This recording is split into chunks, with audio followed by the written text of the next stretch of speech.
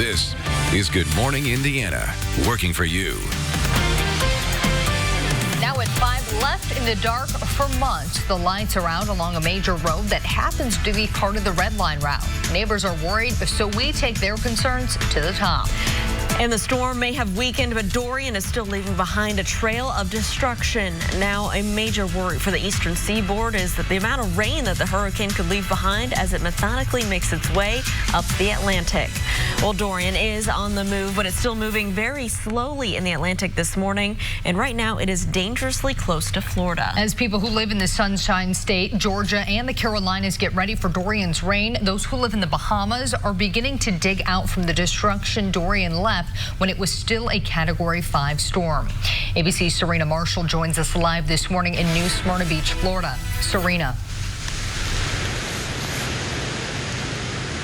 Good morning. Here in north central Florida, conditions really deteriorated overnight with more rain. Those wind gusts can be quite intense. Evacuation orders remain in effect from here all the way up to the Outer Banks.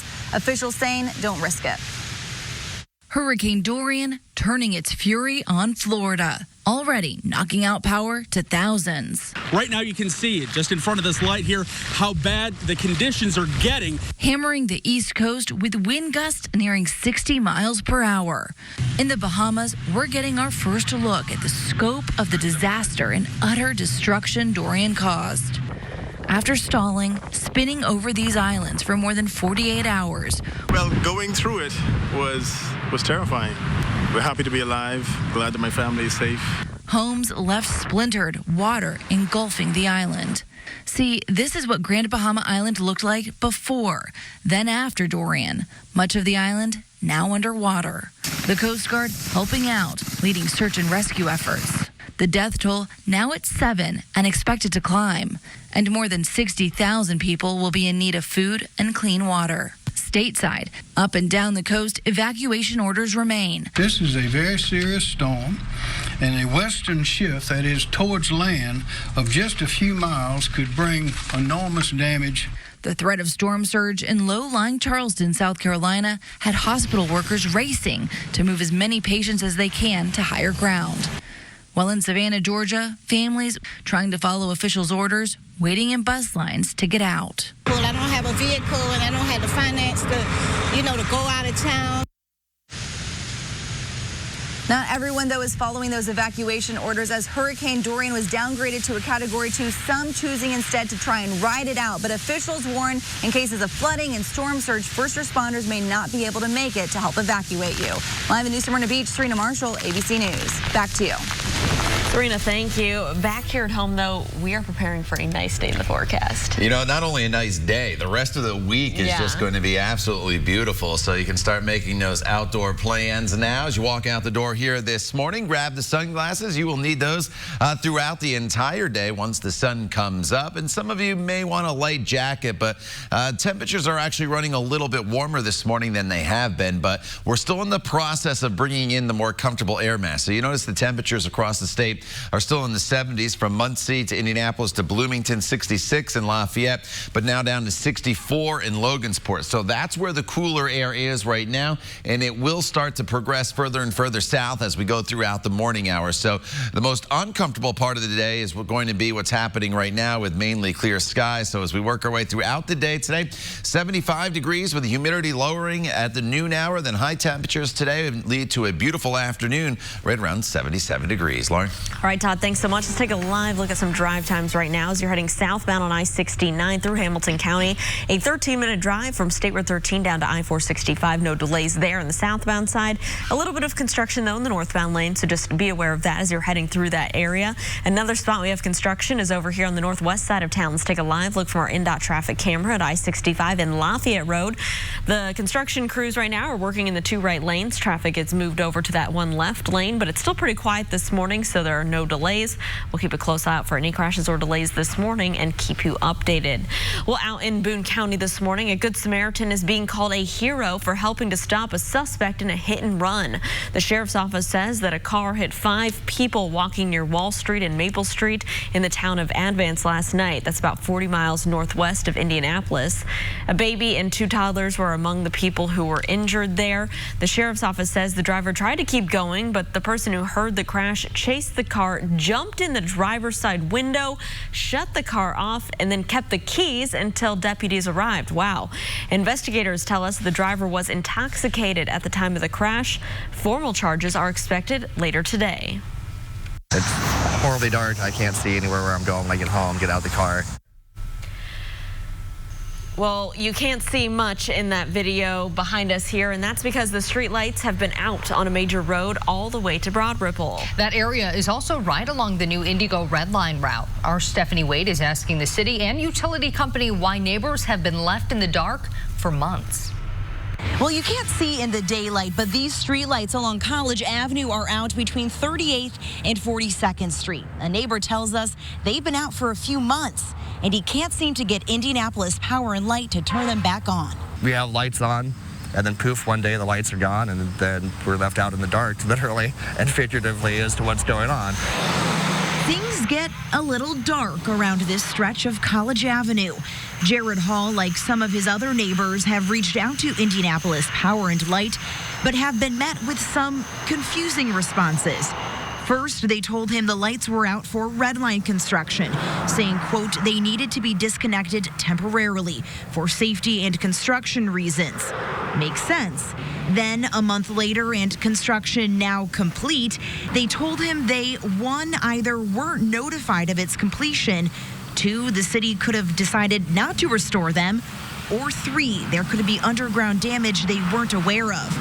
No matter the excuse, Hall just wants to be able to see and walk around safely at night. That's all I want. I just want the lights back on so it's safer. You know, I've got a family, 3 kids, and my wife comes out at night too sometimes. And everybody around us, you know, we should feel safe out here and, you know, in our homes, in our neighborhood where we live. Working for you, Stephanie Wade, RTV6. IPL tells us they are meeting with Redline contractors to develop next steps to repair the cables underground and turn the lights back on quickly. Now, if you're ever concerned about your safety or the safety of your neighborhood and you can't get answers, reach out to us. You can do that by emailing us at workingforyou@rtv6.com. It's 5:07. People who live at a Westside mobile home park are getting much needed help after a story first uncovered by RTV6. The 70 families who own their trailers inside this I-70 mobile home park are now being forced from their homes. Landowners sent a notice saying the park's parent company didn't want to pay for the $100,000 in upgrades to the park's water pipes. Instead, the water will be shut off and the residents will have to find a new place to live by October 15th. After we aired their story, several organizations stepped up to help those residents. Oftentimes, folks like this feel like they don't have a voice, and so their story was shared and they were given some power in that, because then other people were able to respond to a need and try to help. And had we not known that this existed, you know, we wouldn't have known that they needed help. Representative Moed says that he's looking at legislation that would offer more protections for mobile home owners in our state. Nestle is shutting down a plant in Indianapolis, leaving dozens of people out of work. The company notified the state this week that it will be closing its facility on Keystone Avenue later this year. 172 people will lose their jobs. The company says it's reorganizing and will no longer be using the warehouse to store deliveries. Job cuts are expected to begin November 1st and continue through the end of the year. Nestle says its plant in Anderson is not affected by these changes. At 5:08, packing lunches and rushing kids to the bus stop. You might be getting ready to do that right about now. Yeah, but we can tell you some families are getting their kids ready for school without even leaving their house. Our own Erin Lish spoke to one family in Muncie who has nothing but good things to say about virtual schools. She joins us live this morning with more. Erin, good morning. Good morning. So kids can do all of their schoolwork either on the desktop or even on the laptop as long as they have Wi-Fi. And what's great about this is that it's free. So the student that we talked to is 15-year-old Alicia Gregory, and she is part of the Indiana Digital Learning School by K-12. All of her material are provided to her for free since this is a public school. But not everything is on the computer. There's also book work as well. They work on the core classes as well as a variety of those different electives out there. And students will check in with their teachers and really go over everything they've learned in class. Her sister actually put Alicia in virtual school after their loss of their mother and says this path has kept her education on track. With her being in K-12, I feel like that's what's kept her great grades, is because she's able to focus. I don't necessarily have best transportation to an actual public school, so being able to just bring my computer wherever I go, it definitely helps a lot more. Alicia has figured out through school that she wants to be a pharmaceutical scientist and is planning to graduate early because of going through virtual school. And what's also really nice is they actually plan events for these students to go out and socialize. They'll have those different outings as well as field trips. And we're going to actually hear from Alicia a little bit more in the next half hour. But for now, back to you in the studio. All right, thank you, Aaron. The time now is 5:10 on this Wednesday morning. As you walk out the door and start to get your middle half of the week going, you're walking out to still a little bit of humidity that is out there and a little bit of cloud cover as the cold front is still in the process of working its way through. But we'll see more and more sunshine soon as the sun comes up a little after 7 o'clock, and temperatures will fall from where they are right now back down into the 60s. So we'll actually go down a couple degrees as we start to bring in the more refreshing air mass across the area. So we had a few storms yesterday evening as expected. They have moved out and skies are partly cloudy currently. And you notice this little broken band of cloud cover here. That is the cold front that is working its way now through southern Indiana. We're going to bring in those northerly winds. That's a nice refreshing air mass for us. So the day gets more and more comfortable as it goes on. Highs today near 80 in southern locations, mid 70s to the north. We'll talk about the rest of the work week for you coming up in just a few minutes. All right, Todd, thanks so much. A major move by the biggest retailer in the country. We'll show you why the company decided to be out of ammunition effective immediately. And you just never know where a new best friend will come from. Coming up, how a massive storm led to the pitter-patter of new feet in a Florida family's home. And here's a live look right now at traffic where we have construction on the northwest side, I-65 here in Lafayette Road. The southbound side of the interstate, it's down to one left lane. So use caution as you head through that area and watch for crews working. It's 5:12. We'll be right back after this short break. Weekdays at 9 on RTV6. Welcome back to Good Morning Indiana. The time right now is 5:15, and we want to talk about a story that's impacting some major retailers here. A bold move from the largest retailer, Walmart, announcing it will no longer sell ammunition for handguns and assault-style rifles. Walmart also says it will ask customers not to openly carry firearms into its stores, even in places where open carry is legal. The announcement was made 1 month to the day after 22 people were killed in a mass shooting at the Walmart in El Paso, Texas. The National Rifle Association called Walmart's decision, quote, shameful, but advocates for gun laws praised the company. I think the steps they're taking really show the need for corporate America to step up and make a difference. Walmart says it will only sell ammo for hunting rifles and shotguns from now on. The company stopped selling assault-style rifles in 2015. Police now believe they know how the man who carried out the latest mass shooting in Odessa, Texas, got his gun. ABC News is reporting that Seth Ator got around the federal background check law by getting an AR-15 style rifle in a private sale. Gun groups like the NRA have long fought requiring background checks for private sales. The House passed a bill closing that loophole back in February. So far, the Senate Republican leader Mitch McConnell has not put this on the Senate's calendar. Now to overseas. In Britain, defiant lawmakers are now moving to ban its weakened prime minister from pursuing a departure from the European Union without a deal to keep its economy stabilized. Prime Minister Boris Johnson's Conservative Party lost its working majority when one of its members left the party while Johnson was speaking on the floor of the House of Commons. In retaliation, Johnson Wisconsin is now calling for early elections next month, but right now that's unlikely because 2/3 of Parliament would have to approve those elections. The deadline for Britain to leave the EU is October 31st. At 5:17, sometimes good things come from acts of Mother Nature that are destructive, such as Hurricane Dorian. Officer Michael Jean with the police department in Fort Pierce, Florida, got a call from a woman who owned a pit bull puppy. The puppy was too young to be left in a shelter cage with the storm approaching. The officer said he would help, but then he took a liking to the pup. He showed his wife and son the dog in a FaceTime chat, and they decided to take the dog home and make him part of the family. The puppy's new name, appropriately, is Dory, and so cute there. All right, we do want to get a check of Dorian right now in the track as it's inching closer to Florida, Todd. Yeah, here is the latest update that just came in at the top of the hour. You can see the storm system obviously spinning a lot more rugged than it looked like just 24 hours ago. It is officially now 90 miles just to the east of Daytona Beach with winds sustained at 105 miles per hour. So those winds, the strongest, are going to be just offshore, but obviously lots of impacts along the Florida coast and probably Georgia coast now as some of those outer bands head there with some heavy rain, some coastal flooding. As far as the winds go, probably won't see a whole lot in the way of wind damage across Florida. It's going to be more the flooding, the beach erosion that I think we'll be talking about in the coming days. The track is going to take it towards Charleston, and then it's going to start to curve there and just go right along the coast, probably clipping the outer banks of North Carolina as we get into Friday as a Category 1 storm. And then it's finally going to race out into the open Atlantic, and we will no longer be talking about Dorian once the weekend rolls around. But obviously, lots of issues still now in northern portions of Florida. They have dropped the hurricane watches and warnings that were in effect for South Florida, so you should be okay to get back down there. Humidity drops throughout the day today. I think that's the big thing you'll take from this forecast throughout the day today, as the humidity will be lowering as the day goes on. It becomes sunny, it becomes mild, and the weekend is going to be a pretty nice one here as well. 72 degrees. One way you can tell that the front is now through Indianapolis, the winds have shifted. Yesterday out of the south, you now see that they're out of the west-northwest, and that northwesterly wind is what's going to drive the humidity down. And you can see the difference where the front has made its way through or is in the process of going through. Still 70s to the north, 60s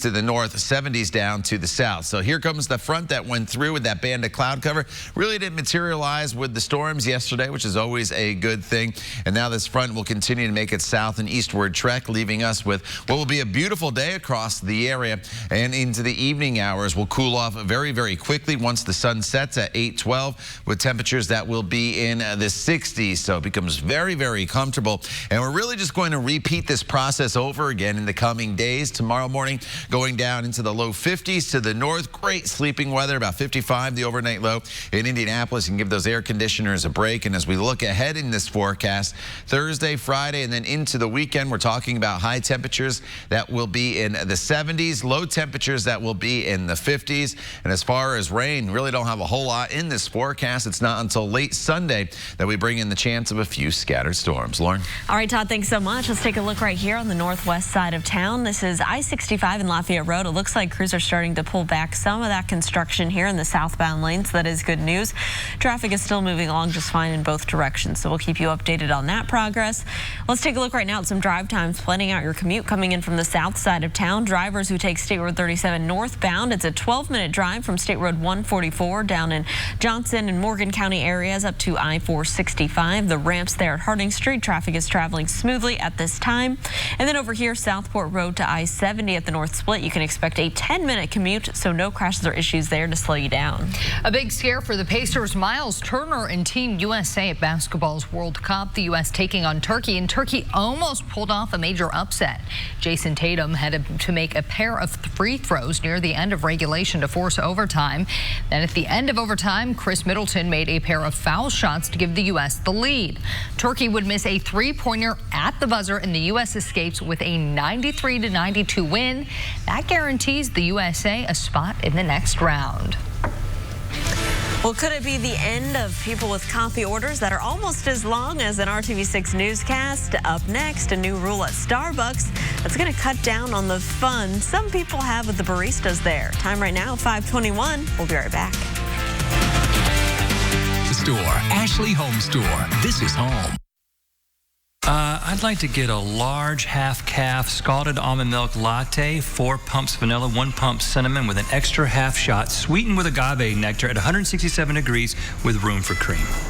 We all know those people, right? Well, Starbucks says it is putting an end to at least some of those ridiculously long coffee orders that might keep you in line longer. If you use the Starbucks app to order a coffee, it now limits you to only 12 modifications to the same drink. That means you can only add a pump of caramel syrup 12 times or an espresso shot 12 times. I don't know anyone who needs 12 espresso shots. Starbucks says it will help create a more consistent experience and allow our partners to best craft the customized beverage for our customers. Now, if you would like to make long and silly coffee orders, Starbucks says you can still do that in person. I don't drink coffee, so I know nothing about this world. I have my particular order that I like. I do it through the app because it's just easy. That way it's in there, it's done. Easy for them to read. You don't have to list it off and say, oh no, just a splash of almond milk. You know, So. Interesting. I'm with Lauren. I'm like, this is all new to me. If I do go in there, I'll just like, just give me the latte. I just take the no special requests. All right, outside right now, still a little bit of humidity lingering around as the front's still in the process of working its way through. So the humidity will actually drop as the day goes on. So it's going to get more comfortable, say, at 8 a.m. compared to it is right now if you're walking out the door. You will notice that difference. The noon hour, we're up to 73 degrees with mostly sunny skies. Should be very, very nice. And then eventually high temperatures here this afternoon range from about 75 to the north in Peru, 77 here in Indy, with highs eventually near 80 degrees in southern locations. Todd, thanks. She's still missing after more than 3 days. Next on Good Morning Indiana, what we know about the search for a 10-year-old girl and a major change to that investigation. And for some Hoosiers, virtual schools are the way to go to class. Coming up, an in-depth look at the concept and what it means for the future job prospects of its students. We share it with you on Good Morning Indiana. This is Good Morning Indiana, working for you. Right now at 5:30, authorities in Grant County continue to search for a missing 10-year-old girl. This morning, state police are now taking over the investigation. Plus, gyms with child care can be attractive to parents. Yeah, but are they safe for your child? Call 6 Investigates is uncovering the state law loophole that says they don't have to follow all those state guidelines. But first, here at 5:30, we do want to get a check of that forecast. Yeah, it's going to be a great day outside, Todd, and it's not just today that people will enjoy. Yeah, you know, and that's the best news about it. We're going to carry this all the way into the weekend, and as we get into the weekend, a lot of college, a lot of high school games, and all those are going to look great, whether they're soccer games and or football games. This morning, as you walk out the door, grab the sunglasses. Obviously, you don't need them right now, with it still being dark out. Sunrise not until a little after 7 o'clock this morning, but you will need those throughout the day, and your outdoor workout is good to go, whether it's this morning and or this evening. You do not need the jacket. Temperatures are still hovering in the 60s and 70s this morning with skies that are clear, and the front is still working its way through the area. And you can see the cooler air trying to work its way south. We're in the 60s to the north compared to the low 70s down to the south. So that's why you don't need the jacket this morning. I think it's a different story tomorrow morning when we're in the 50s. So here's your forecast from start to finish throughout the day today. Enjoy the mostly sunny skies, mid-70s by the noon hour with high temperatures right around 77 degrees. Lauren. All right, Todd, thanks so much. Here's a live look over on the east side, I-70 here in Post Road. Traffic's moving along up to speed both eastbound and westbound. Let's take a look at your drive time from this area heading into downtown on our Traffic Now map. If you start at Post Road and you head into the North Split area on our traffic map, looking at the drive times here, you can see it's just a 10-minute drive. No delays there for your morning commute. So let's travel over to I-70 and the Ronald Reagan Parkway. This is out near the airport. A live look from our INDOT traffic camera in that area. Traffic is moving along up to speed in both directions. No crashes right now around the metro area to slow you down.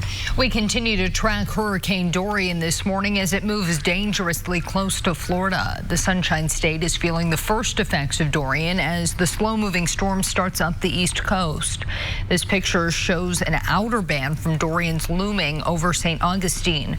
After Florida, Dorian is expected to bring heavy rain and storm surge to Georgia and the Carolinas over the next several days. This morning, Georgia Governor Brian Kemp is urging everyone to stay vigilant. We need people to evacuate. I know it's been pretty down there today. I know the track is showing it not hitting Georgia, but I think our modeling will show how close it is.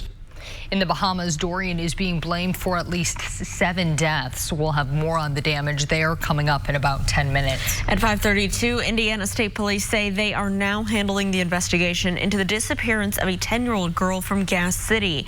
Skylee Carmack has been missing since Saturday afternoon. She's 5 feet tall, weighs around 100 pounds, with blonde hair and blue eyes. Police say she was last seen wearing a black shirt with the characters Mario and Luigi on it, and she was also wearing black pants. If you have any information on where Skylee Carmack might be this morning, please call police. The search for a missing boater in the White River near Martinsville will continue at 8 o'clock this morning. Authorities say 32-year-old Antonio Sanchez Maldonado and 6 other family members were thrown into the river when their boat capsized. 4 others died, including a 6-year-old. DNR officials say it's important to remember Indiana's waterways can be deceiving. They say what appears to be slow-moving water on the surface can actually have strong currents underneath. Well, police say they arrested a dump truck driver accused of causing an 11-car pileup out in Hendricks County. Avon police say the crash killed 2 people and hurt at least 3 others. The crash happened on US 36 near County Road 625 East around 4 o'clock yesterday afternoon. An Avon Community School bus was also involved in the crash, but district officials say no students were on board. This morning, the dump truck driver faces reckless homicide charges. The search for the truck's U.S. Department of Transportation number shows its owner, North American Environmental Services, has had no previous crashes. One person is recovering after a car came crashing into a restaurant on the city's west side. According to the Indianapolis Fire Department, the wreck happened after a driver led police on a chase. IFD crews were called to Harsey's restaurant on Georgetown Road near 34th Street just before 6 yesterday afternoon. They say a passenger in the car was taken into custody, but the driver ran away from the scene. We're continuing to work to learn details about the man injured. At 5:34, some gyms offer a major perk for parents, childcare. But is it safe? A woman is sharing her concerns with RTV6. Katie Lyman says she worked at the kids club at the LA Fitness on Southport Road. She says at one point she watched 17 children by herself. She also snapped pictures of broken toys, hair, and what she calls dirty conditions. Katie says she took her concerns to the gym management several times, but says that not much changed. I knew right off the bat something was just a little off. Within the first couple of days, I had kids just running around crazy, being violent. There weren't any specific rules. We had food and drink, mix-ups with cups and binkies. Katie says she was fired after 2.5 weeks on the job. Call 6 Investigates left a business card at the LA Fitness Southport Road location and called and emailed the company's media relations office. Well, parents should know that Indiana Family and Social Services Administration says that child cares are exempt if they care for children for less than 4 hours per day and not in consecutive days. That means gym daycares are not inspected by the state, and they do not have to follow health and safety regulations like child-to-staff ratios, CPR, and safe sleep training. At 5:36, back to school shopping, packing lunches, getting on the bus on time. It's a thing of the past for some kids and parents. Students are heading to their computers for virtual school, and our Aaron Lish is live this morning with how this is getting students classroom to career ready. And Aaron, you have a success story from one family in Muncie. I do. You know, life will throw you different curveballs, and for one teen, she's overcoming all of her obstacles by hopping on her computer and going to online schooling.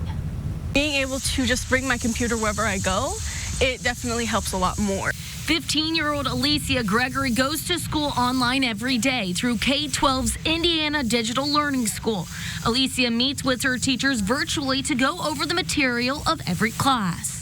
They always make sure you participate, that way you were learning. After her mother passed away from MS, transportation became an issue, and she couldn't handle the emotional toll of going to a brick-and-mortar school. Having to go to public school was definitely going to be a chore to me because it's just something that I wasn't up to. She's currently taking 7 courses and now on track to graduate a year early, which her sister says is thanks to virtual school. With her being in K-12, I feel like that's what's kept her great grades. All of her textbooks and materials for school to complete her courses are free, which is just one aspect that has helped not only Alicia, but her family. For anybody who is in a struggling family, whether it be financially or medically, this is definitely something that you should put your child in. Through virtual school, Alicia is figuring out her future career path, which she believes would make her mother proud.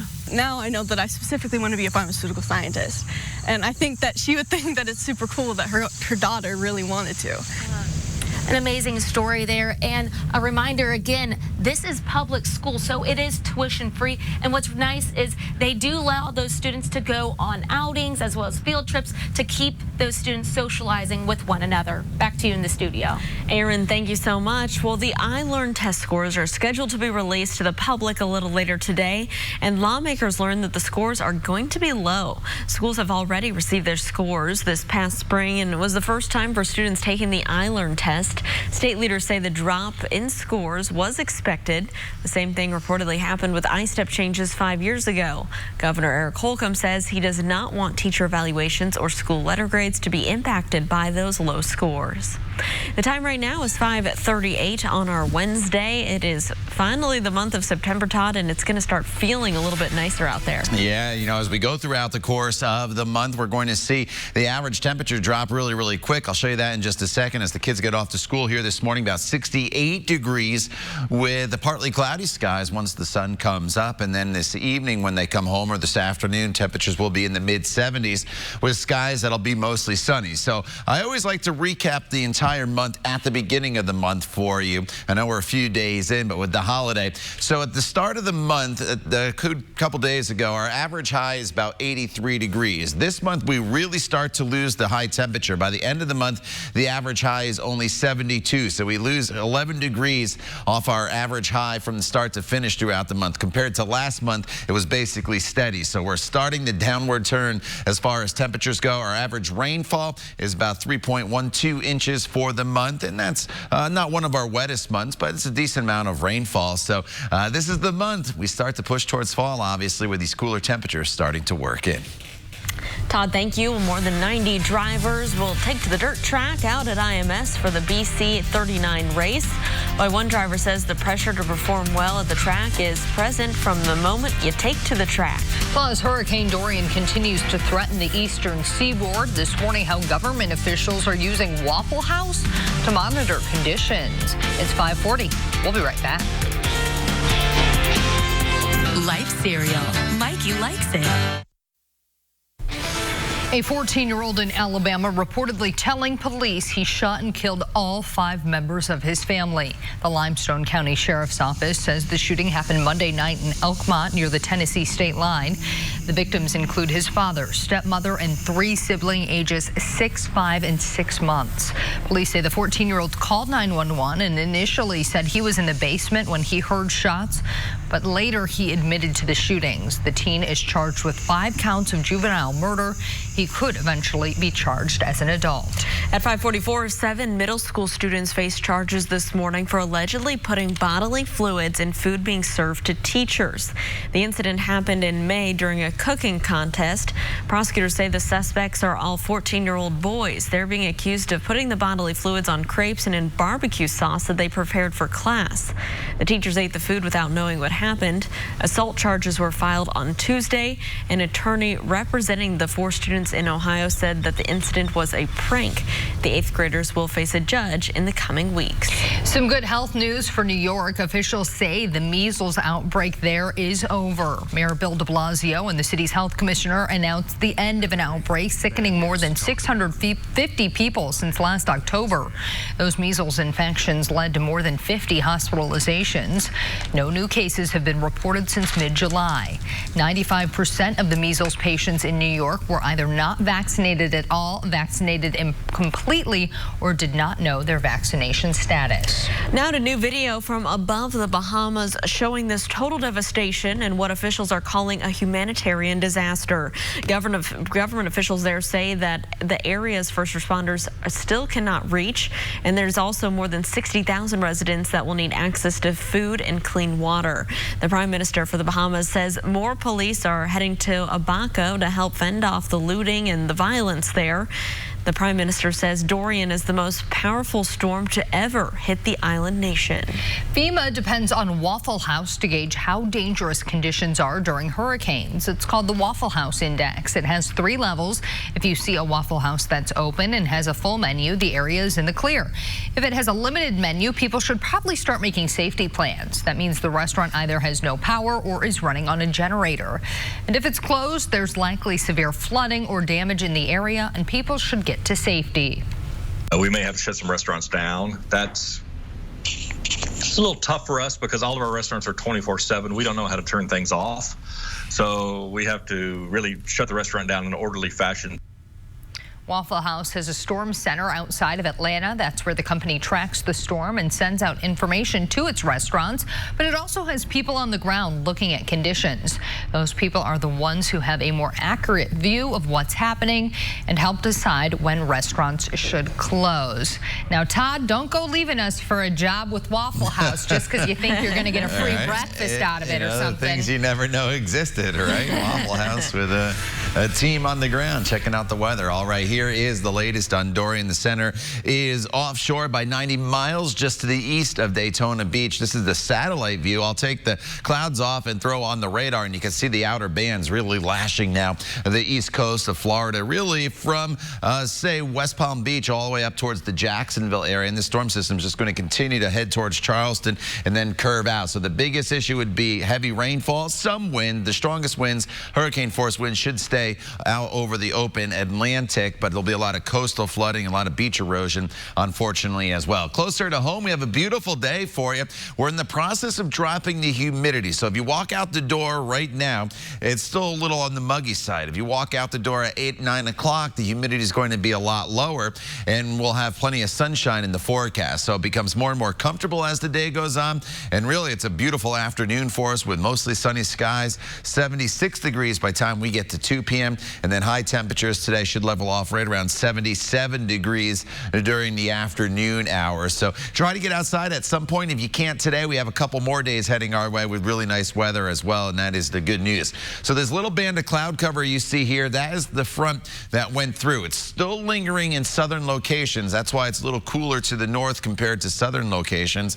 And as far as those storms go, they didn't really materialize yesterday. I know there were a couple of them throughout the early afternoon hours, but with the passage of the front and going through during the nighttime hours, we didn't really get those strong storms that were potentially possible, and that's always a good thing, and that front will continue to push down to the south. If you have plans this evening, you're fine. Overnight tonight, you can turn off the air condition. Just nice and mild for you, 52 to about 58 degrees.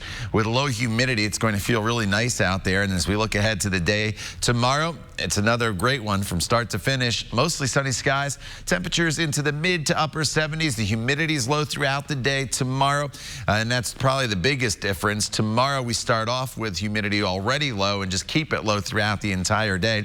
Today we're in the process of working in the lower humidity. Then here's your forecast going forward. As we get into Friday and Saturday, we keep the sunshine. Each one of these days features low temperatures that will be down in the 50s.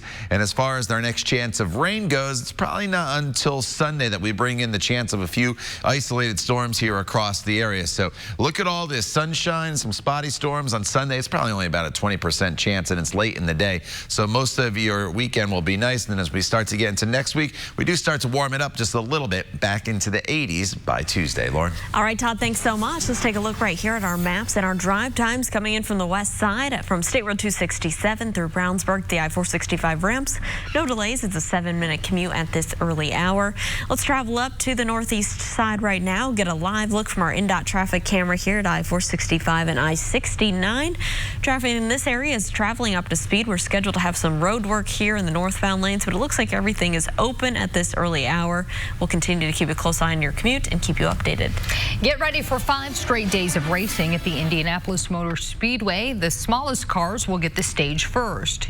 USAC's second annual BC 39 Midget Championship begins tonight. Last night, the drivers selected their spots in tonight's heat races. The laps will begin the process of compiling points and eventually fill the field for tomorrow's 39-lap feature race.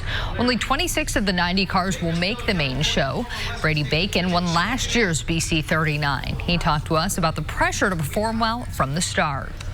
I feel like we have, as good equipment and as good a shot as anybody. So very confident that we should have a shot to put ourselves in position to win again.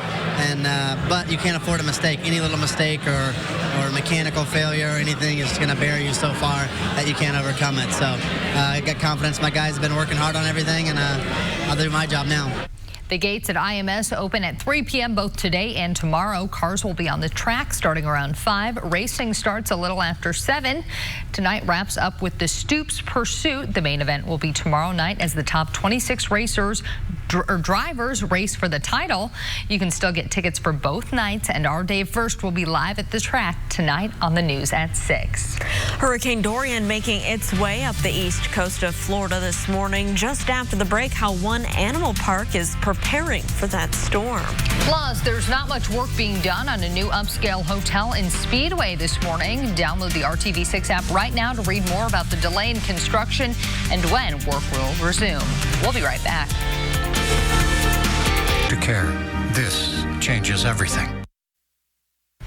An unexpected visitor showing up for practice and ready to play a game of football at the University of North Dakota. School officials believe this moose got in through a gate that was left open for football practice. North Dakota Game and Fish officials identified the animal as a female. It was determined she posed no threat to students. Officials waited until campus was quiet and dark to help the animal to safety. She wanted to utilize those long legs. Maybe they needed a kicker. Well, Florida Animal Park Gatorland in Orlando is getting ready for Hurricane Dorian. Yeah, more than 2,000 American alligators live at Gatorland. It also features other animals, including exotic birds, panthers, and bobcats, which are being secured in buildings. Mark McHugh, the CEO of Gatorland, explains what will happen with the alligators when that area starts to feel the impacts of Dorian. Alligators and crocodiles? Well, folks, they've been around for 75 million years. That ain't their first rodeo with nasty storm. They actually feel that barometric pressure changing. They'll get in the water. They go down, sit underwater. They've learned to ride out big storms by just sitting on the bottom of the ponds. Come up with their nostrils and take a little breath every now and then. So don't worry about it. All of our animals are going to be safe here at Gatorland. Rest assured, if you see an alligator swimming down your street or sitting in your pool, it ain't one of ours, all right? All right. Well, some park staff members are staying at Gatorland during the storm to assess and repair any damage once the winds drop below the tropical storm levels. I know he's saying the gators are going to be fine, but I'm thinking, what if you're a neighbor to Gatorland so they can't get out of here? Those gators? Yeah. It doesn't sound like they're going to go anywhere. Out? Yeah. All right. Yeah. They're not going to get wound, it's spun up and end up in your backyard? Like Sharknado? You're thinking of Gator Cane? Hey, it ain't one of theirs, that's for sure. So, who knows? All right, outside right now, we're in the process of dropping the humidity here this morning. So as the day goes on, it gets more and more comfortable. The lower humidity already in places where the temperatures are in the 60s, such as Logansport, Zionsville, and Lafayette, where we're still in the process of dropping the humidity. We're in the 70s in Bloomington as well as Indianapolis. So throughout the day today, it turns into a beautiful afternoon for us with mostly sunny skies and a high temperature that tops off at 77 degrees. Todd, thank you. A car slams into 5 people, including a baby and 2 toddlers, walking on a quiet street in Boone County. Ahead on Good Morning Indiana, how a Good Samaritan stopped the hit-and-run suspect.